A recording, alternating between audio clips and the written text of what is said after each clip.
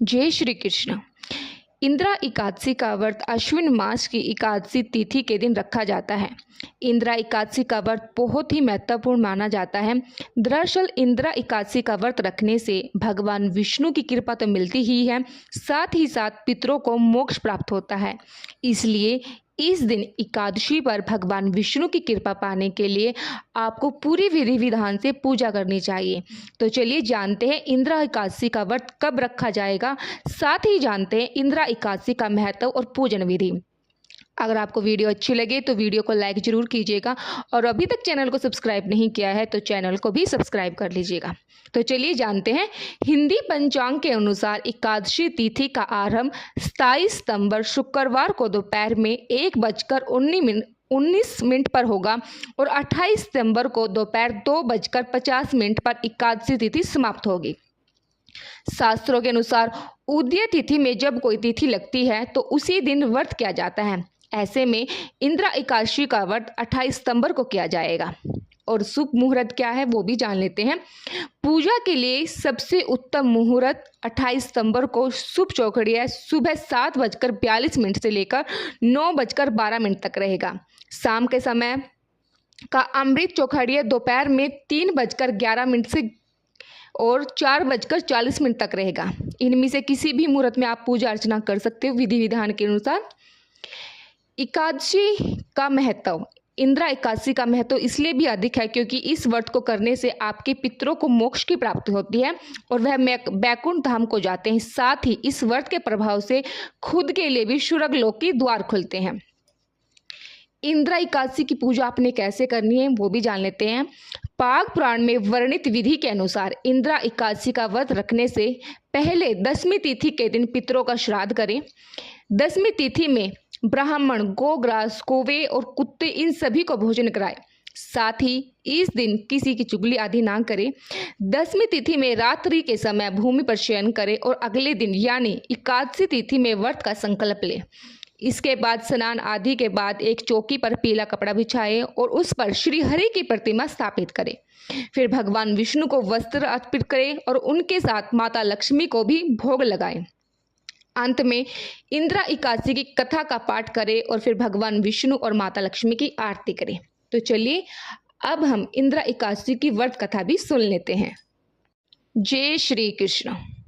धर्मराज युधिष्ठिर कहने लगे, हे भगवान, अश्विन कृष्ण एकादशी का क्या नाम है, इसकी विधि तथा फल क्या है, सो कृपा करके कहिए। भगवान श्री कृष्ण कहने लगे, इस एकादशी का नाम इंद्रा एकादशी है। यह एकादशी पापों को नष्ट करने वाली तथा पितरों को अधिगति से मुक्ति देने वाली है।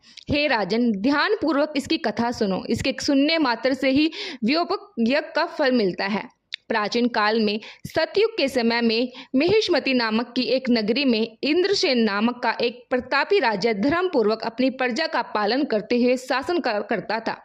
वह राजा पुत्र, पौत्रों और धन आदि से संपन्न और विष्णु का परम भगत था। एक दिन जब राजा सुखपूर्वक अपनी सभा में बैठा था तो आकाश मार्ग में महर्षि नारद उतरकर उनकी सभा में आए। राजा उन्हें देखते ही हाथ जोड़कर खड़े हो गए और विधि पूर्वक आसन व अर्घ दिया। सुख से बैठकर मुनि ने राजा से पूछा, हे राजन, आपके सातों अंग कुशल पूर्वक हो तो हैं, तुम्हारी बुद्धि धर्म में और तुम्हारा मन विष्णु भक्ति में तो रहता है। देवऋषि नारद की ऐसी बातें सुनकर राजा ने कहा, हे महर्षि, आपकी कृपा से मेरे राज्य में सब कुशल है तथा मेरे यहाँ यज्ञ सुकृत रहे। आप कृपा करके अपना आगमन का कारण कहिए। तब ऋषि कहने लगे, हे राजन, आप आश्चर्य देने वाले मेरे वचनों को सुनो। मैं एक समय ब्रह्मलोक में यमलोक को गया था। वहां श्रद्धा पूर्वक यमराज से पूजित होकर मैंने धर्मशील और सत्यावान धर्मराज की प्रशंसा की। उस धर्मराज की सभा में महान ज्ञानी और धर्मात्मा तुम्हारे पिता को एकादशी का व्रत भंग होने के कारण देखा। उन्होंने संदेश दिया, सो मैं तुम्हें कहता हूँ। उन्होंने कहा कि पूर्व जन्म में कोई विघ्न हो जाने के कारण मैं यमराज के निकट रह रहा हूँ। सो हे पुत्र, यदि तुम अश्विन कृष्ण इंद्रा एकादशी का व्रत मेरे निमित्त करें तो मुझे स्वर्ग की प्राप्ति हो सकती है। इतना सुनकर राजा कहने लगे, हे महर्षि, आप इस व्रत की विधि मुझसे कहिए। नारद जी कहने लगे, अश्विन माह की कृष्ण पक्ष की 10वीं के दिन प्रातःकाल श्रद्धा पूर्वक स्नान आदि से निवृत्त होकर पुनः दोपहर को नदी आदि में जाकर स्नान करें।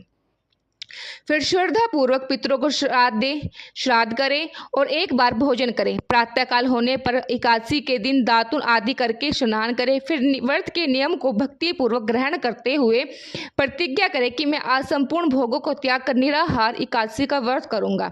हे अच्युत, मैं आपकी शरण में हूँ, आप मेरी रक्षा कीजिए। इस प्रकार नियम पूर्वक शालिग्राम की मूर्ति के आगे विधि पूर्वक श्राद्ध करके योग्य ब्राह्मणों को फलहार का भोजन कराए और दक्षिणा दे।